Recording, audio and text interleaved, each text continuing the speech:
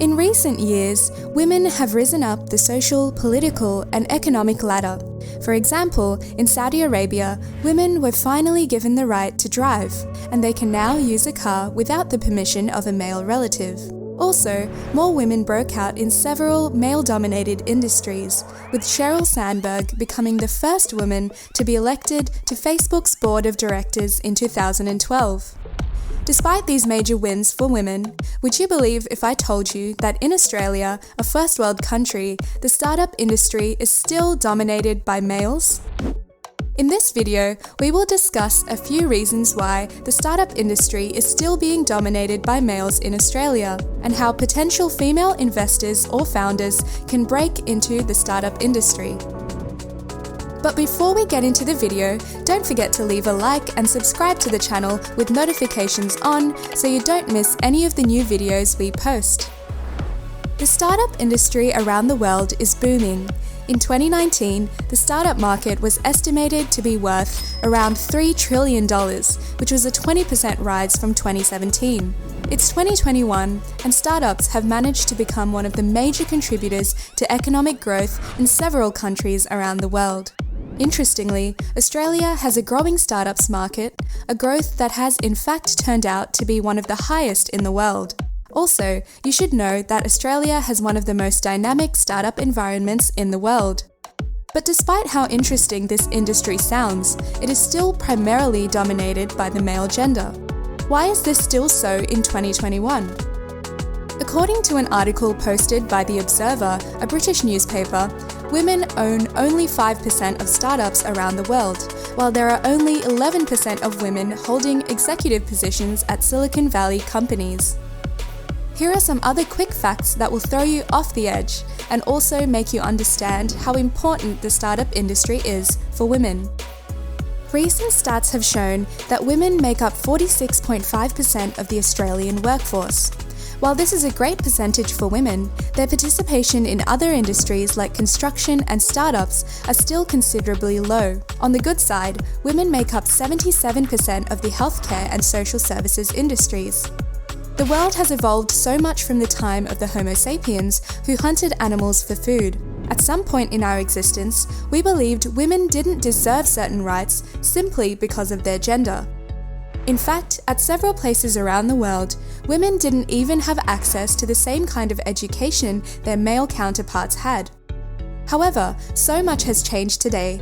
Women are breaking ground in the tech industry, finance, and other industries previously dominated by males. But here's where it gets a little bit confusing.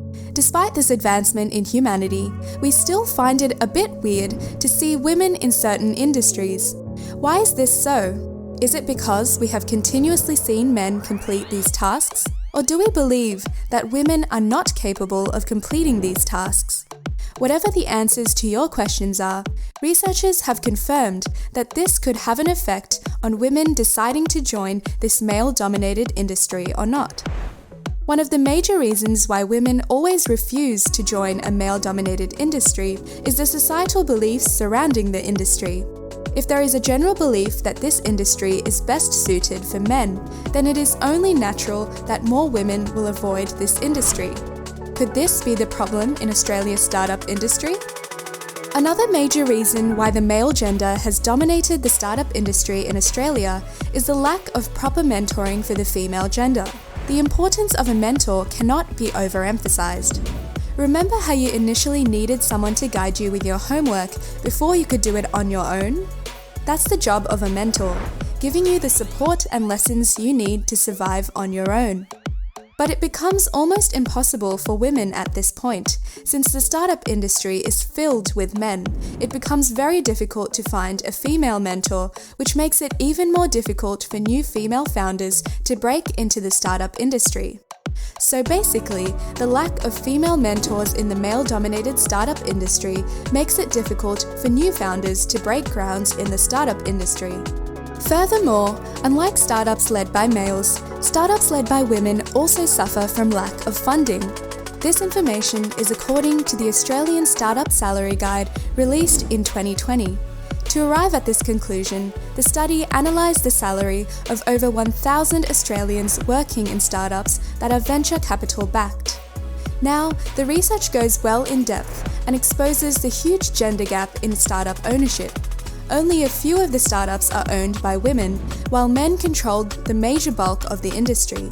Also, the startups owned by women receive less funding when compared to that of their male counterparts. For instance, all the startups that were part of the survey, that is the one owned by women, have received only $3 million in funding. Startups founded by men, on the other hand, have received more than $50 million in funding.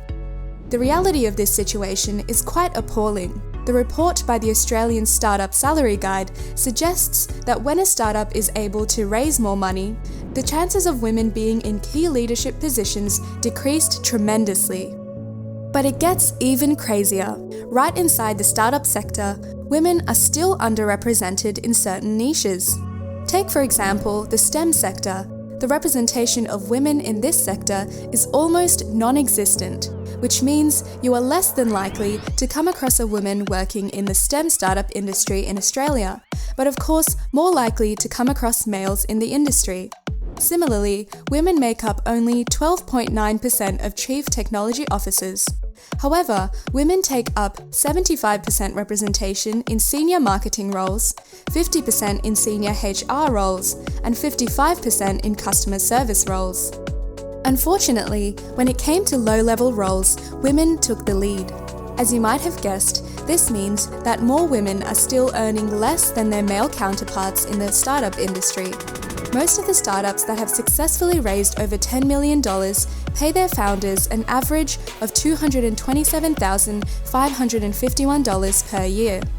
Men in CTO roles are currently estimated to be earning $202,100, while those in CFO roles earn an average of $207,100 every year.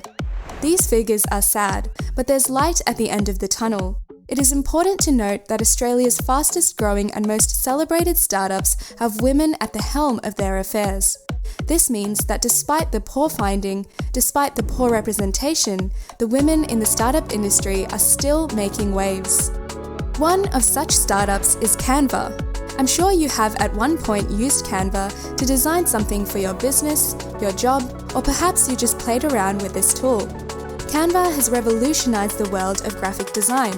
Designs which would typically take hours to complete can now be completed in minutes. Canva was co-founded by Melanie Perkins, who serves as CEO till this day. Interestingly, the 34-year-old woman is worth more than $3 billion. Airwallex has also taken the world by storm, becoming Australia's fastest growing startup in 2020.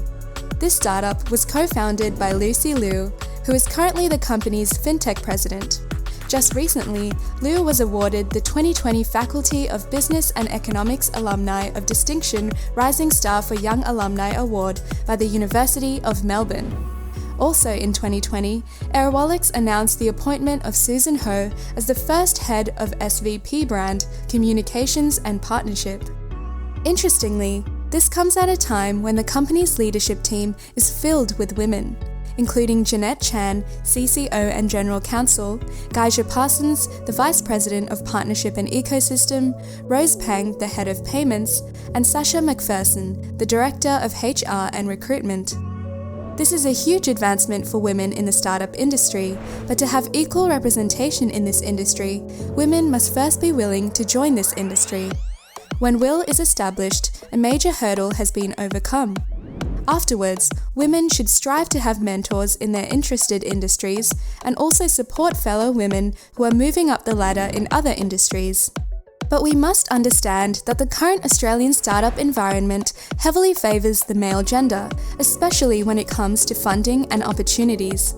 To tackle this problem, the government must make conscious efforts to recognise female-led startups and support them in the same way male-led startups will be supported. With this, it will only take a few years before women are properly represented in the startup industry. If you like this video, then you would surely like the related videos on your screen right now. Don't also forget to hit the subscribe button and notification bell as more videos like this are on the way.